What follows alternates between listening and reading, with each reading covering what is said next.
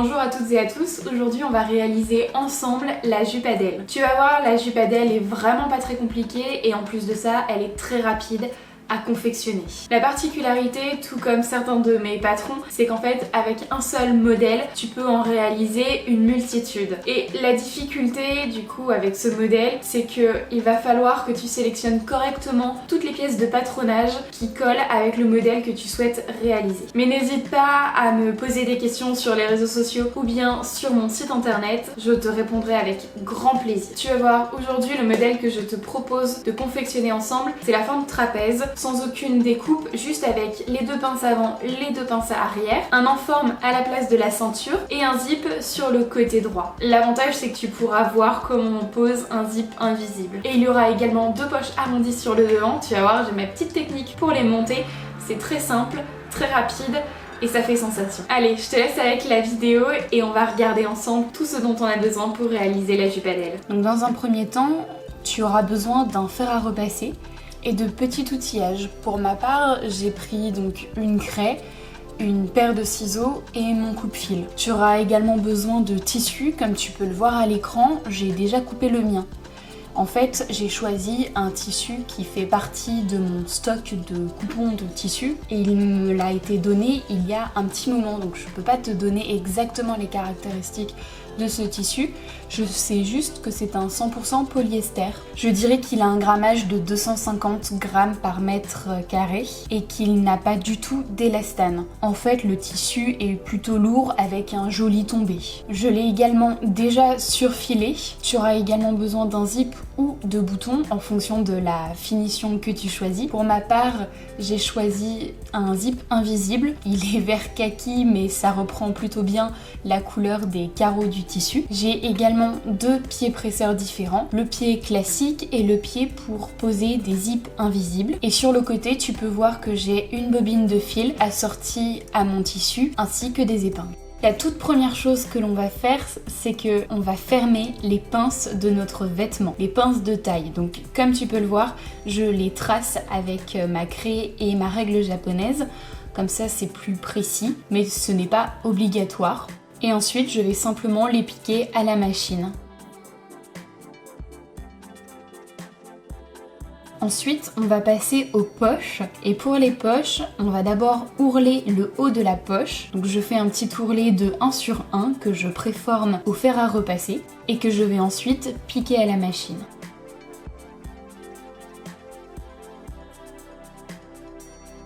Une fois que les pinces sont piquées, tu vas pouvoir les coucher sur les côtés. Je te conseille de les coucher sur les côtés extérieurs.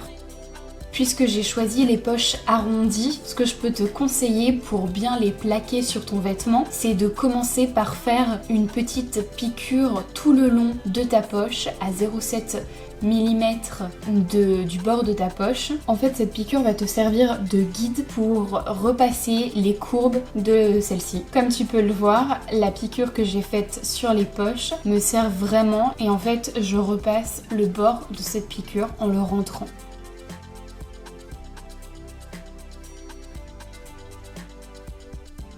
On va maintenant pouvoir plaquer les poches sur la jupe et j'ai fait des petits marquages à la craie. En fait, ce sont les pointages des positionnements de ma poche et donc je vais positionner ma poche sur ces pointages. Alors moi j'ai choisi un tissu à motif, donc je fais en fonction de mes motifs pour qu'il y ait de très jolis raccords. Et je vais pouvoir plaquer ma poche avec une surpiqûre nervure tout le long de celle-ci. Donc je prends bien mon temps parce qu'en fait il y a des courbes, donc c'est quand même un peu plus délicat. Et en fonction de la poche que tu as choisie, c'est plus ou moins facile. D'ailleurs, si tu as choisi les poches arrondies, n'hésite pas à lever le pied presseur pour faire de jolis arrondis.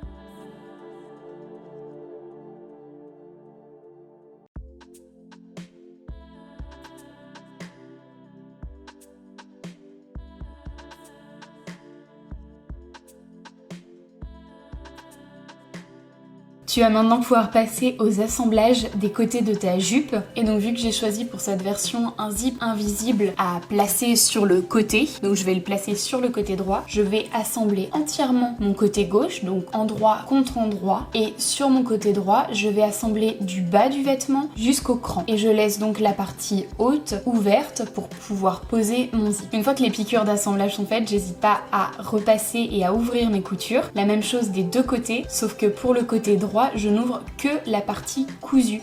Je ne m'occupe pas du tout, je ne repasse pas du tout la partie qui est non cousue. En fait, si je repasse la partie qui est non cousue, je risque de marquer mon tissu. Et lorsque je poserai mon zip, si mon tissu est déjà marqué, ça risque de pas tout à fait correspondre. On va maintenant passer à la partie la plus difficile, entre guillemets, du montage.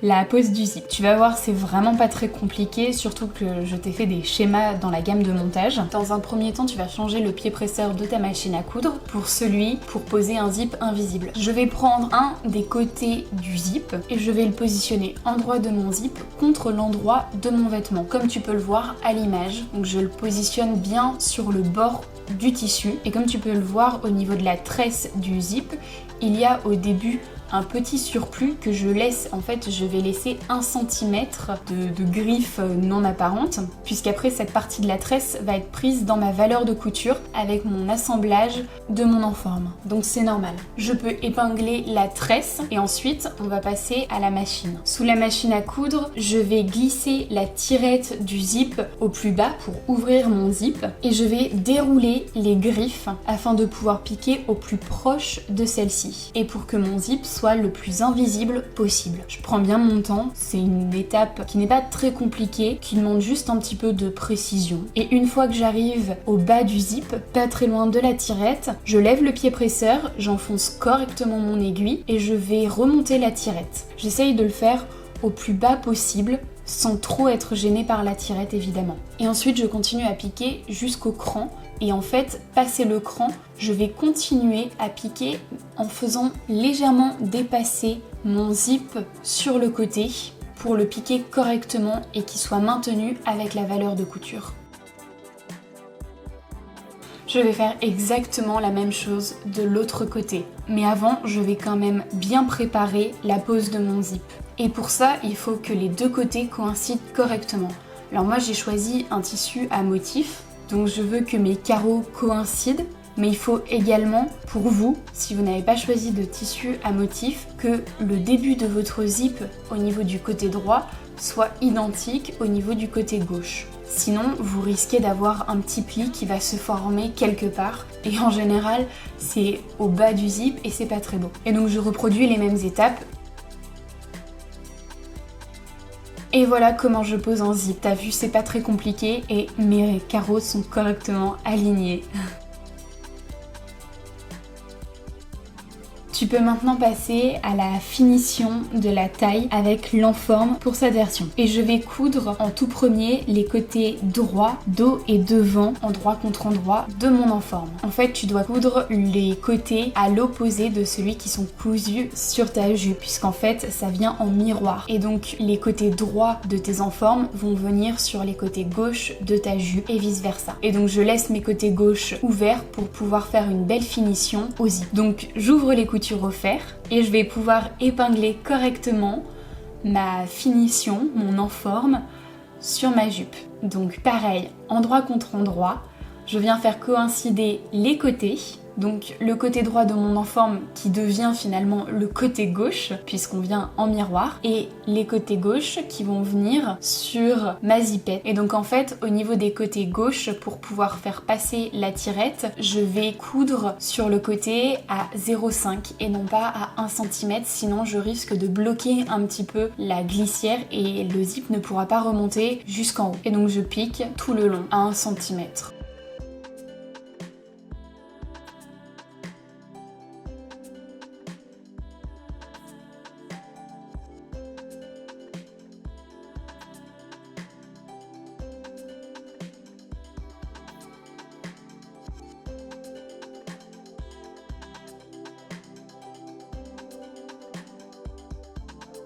Pour terminer la jupe, j'ai choisi de faire un ourlet au niveau du bas.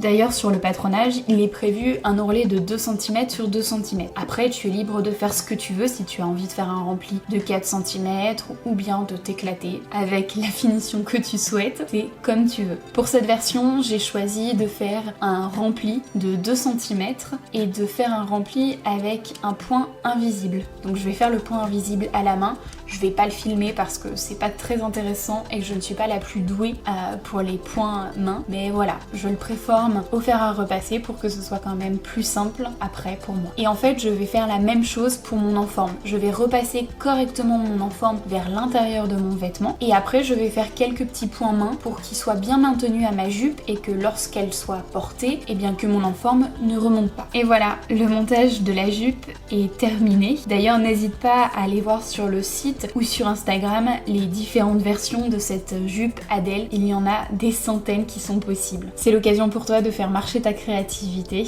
et n'hésite pas à m'envoyer tes photos sur les réseaux.